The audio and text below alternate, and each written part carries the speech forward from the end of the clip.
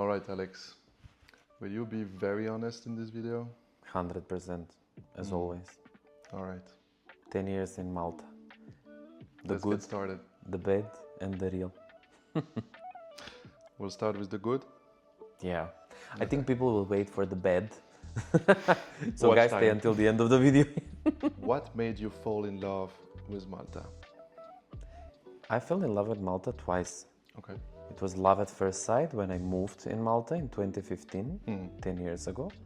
And the second time is when I really realized that I love this place and I want to spend my life here.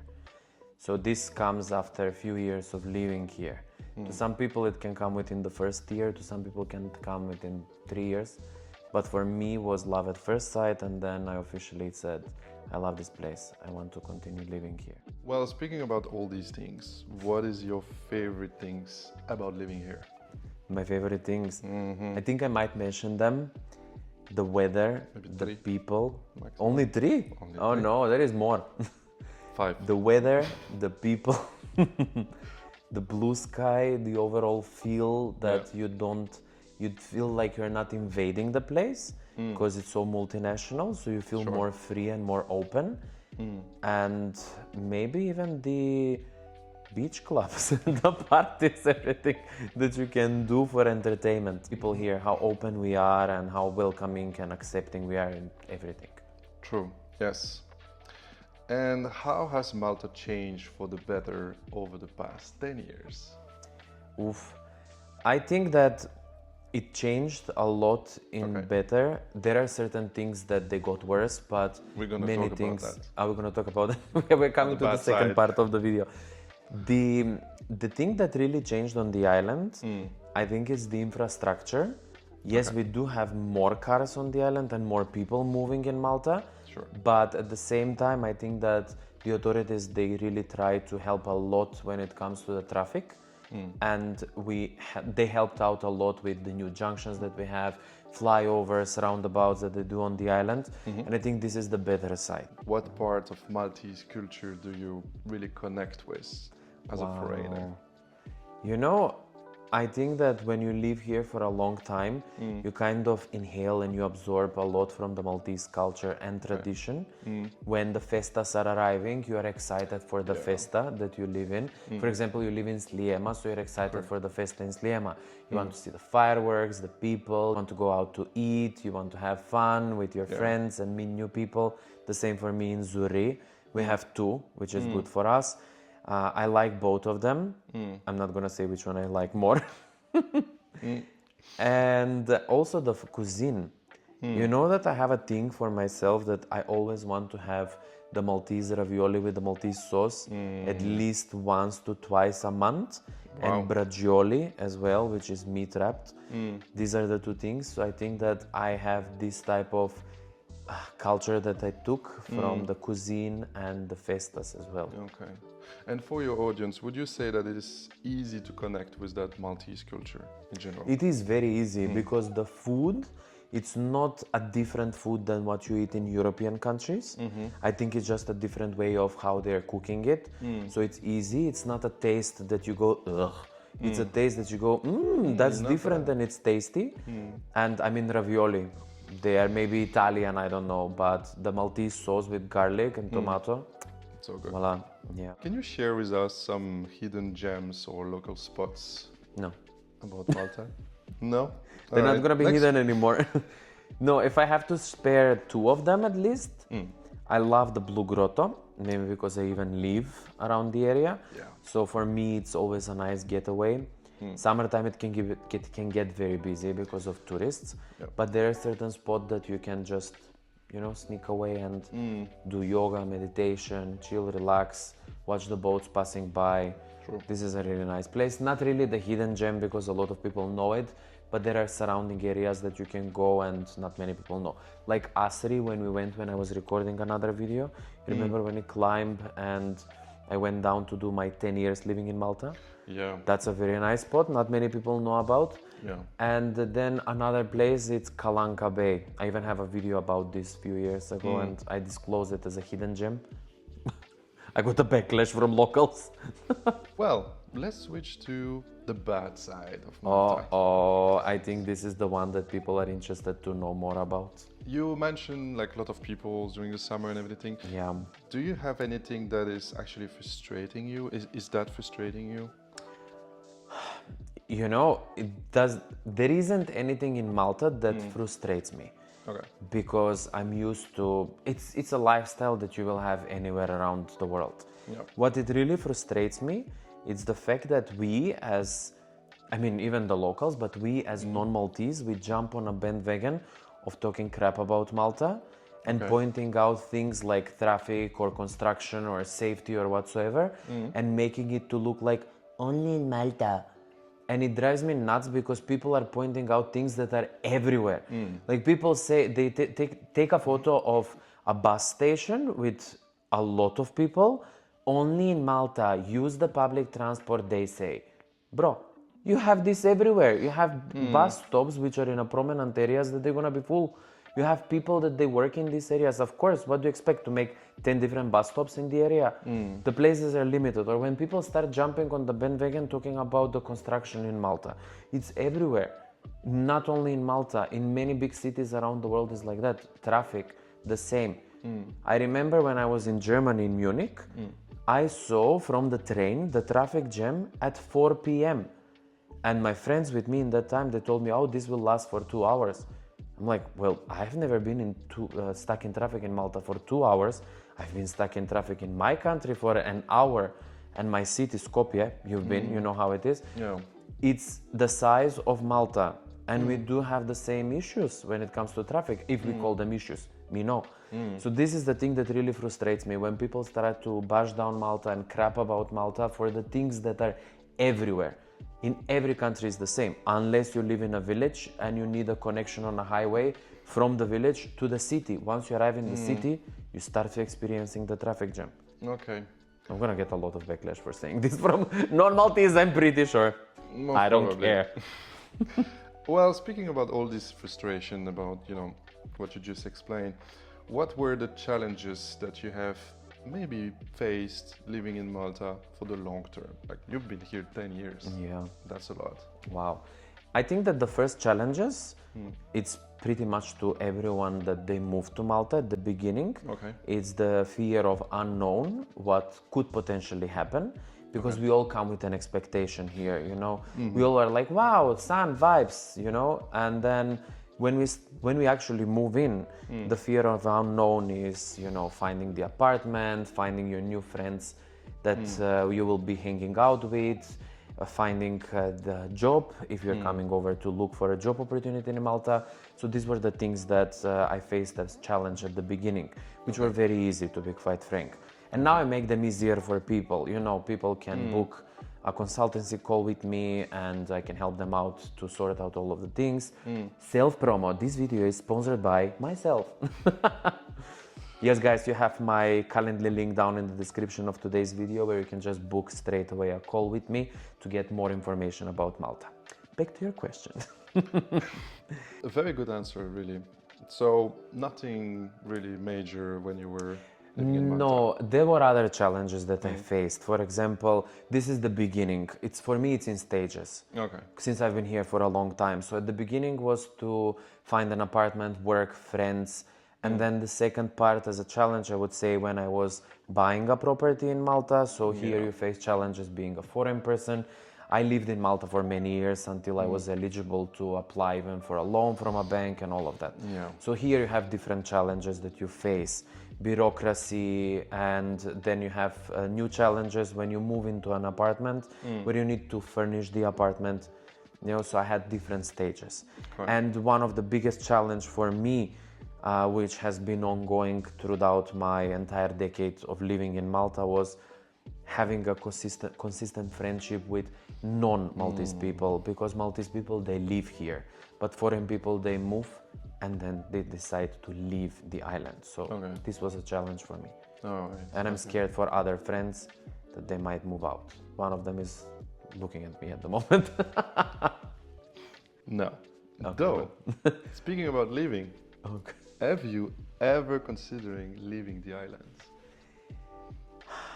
Have you ever? No, never. Ever? I swear never. Not even at the beginning.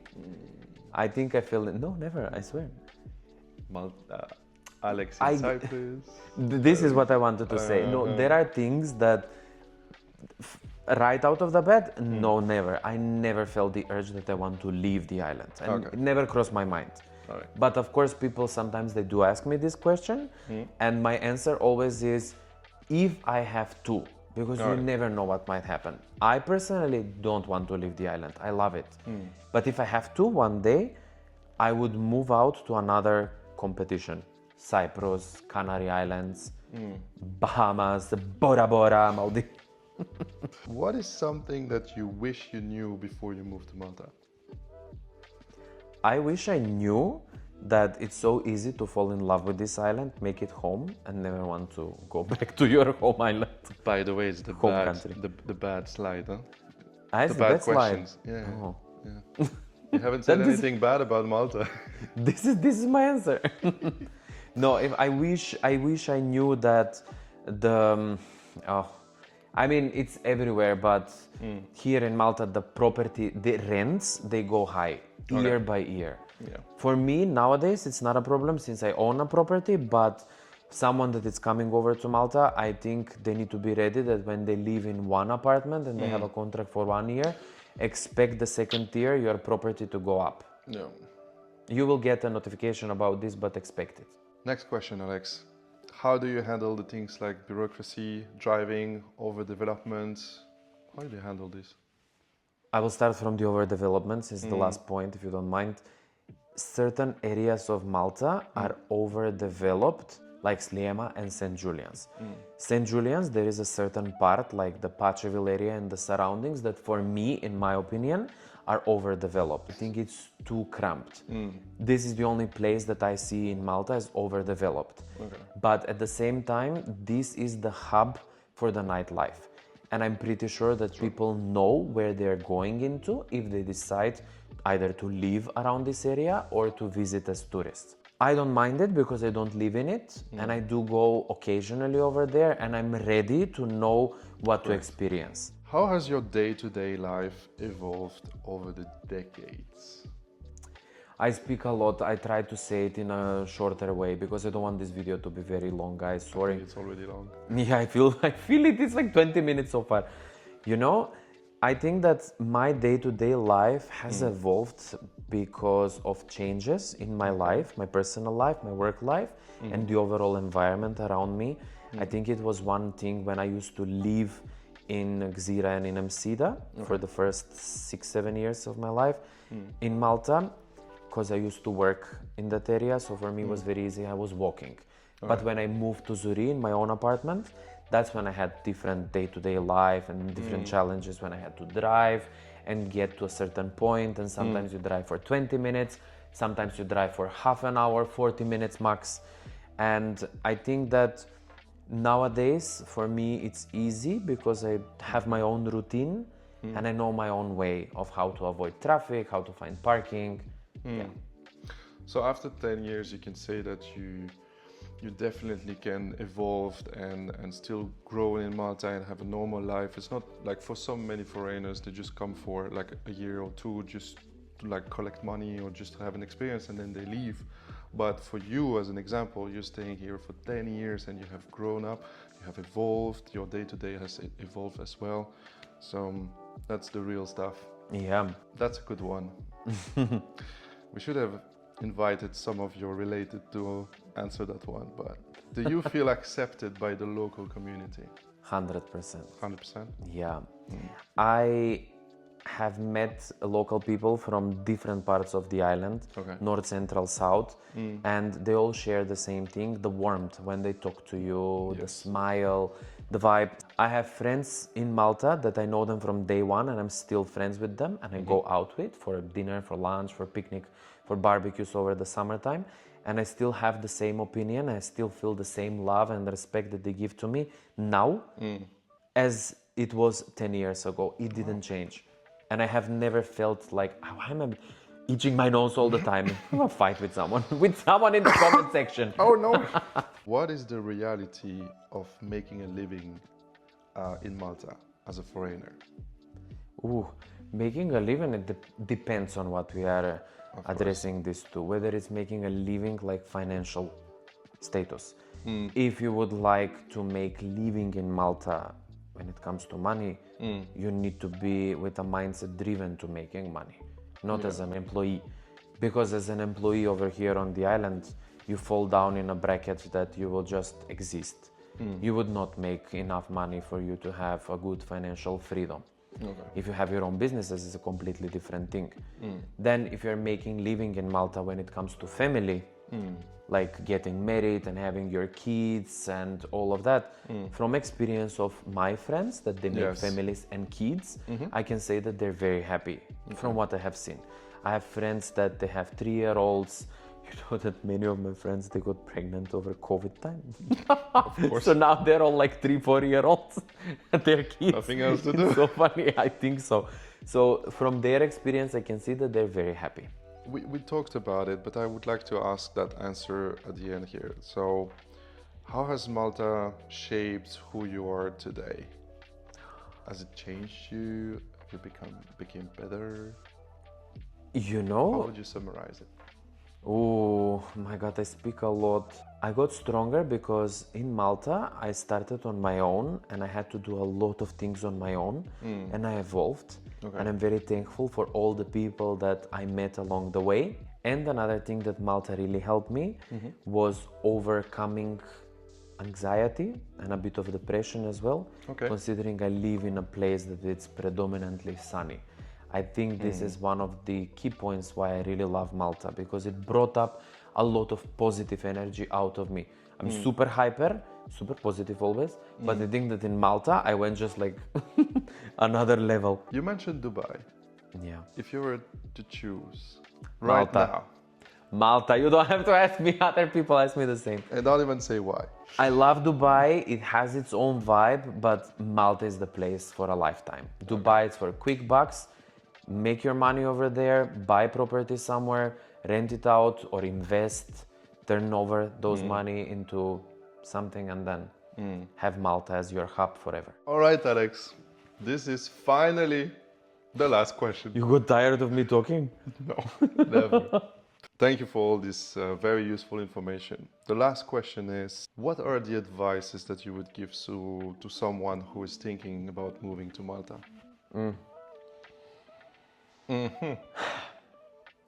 Number one, think twice before moving to Malta if you have never been and you're just watching videos online, articles online, checking Facebook pages about expats in Malta, checking my YouTube channel.